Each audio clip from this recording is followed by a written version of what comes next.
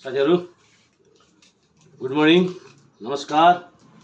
विजयको भ्लगमा सबैलाई स्वागत छ।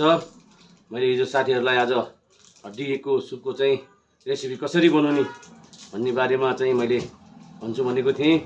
आज म हड्डीको सुप कसरी बनाउने त भन्ने कुराहरु देखाउन गइरहेको छु।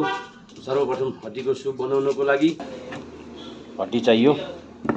हड्डी चाहिँ झन्डै एक बिटा भन्दा नि लामो छ। हामीलाई गोलबेर प्याज अनि यो पुच्छरको मासु यो अरु मासुहरु चाहिँ चाहियो। त्यस्तै हामीलाई अदुवा लसुन मसलाहरु चाहियो।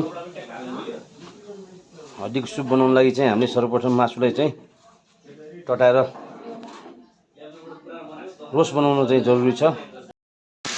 जल्दै हामीले मासु फ्राई गरेको 15 मिनेट जस्तो भइसक्यो।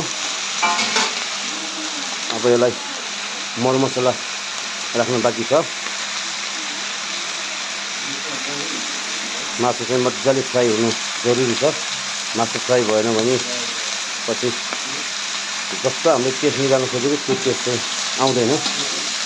मासुलाई चाहिँ यो ग्रेभी तयारी हुँदैछ। यो ग्रेभीमा चाहिँ मरमसला हालेपछि सानो एक उबाल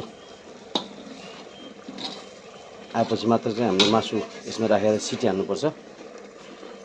मसला राम्रोसँग नपाके पनि फेरि मसला गर्नुहुन्छ खस्स मसला बनाउनुहुन्छ त्यही भएर चाहिँ मसला पनि पाक्नुपर्छ। मसला फेरि बढ्न सक्छ।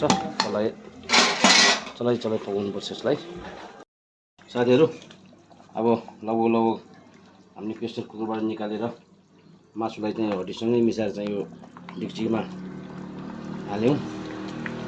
अब चाहिँ लगभग हड्डी हेर्दै एम्मी भएको छ, पाकिसक्यो।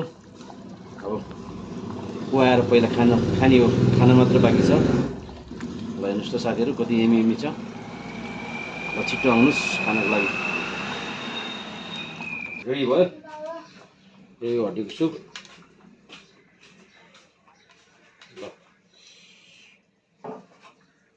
रेडी है साथीहरु सुप चाहिँ। ल को पहिला आउने र आज साथीहरु हड्डीको सुप खानलाई। ल रेडी छ है।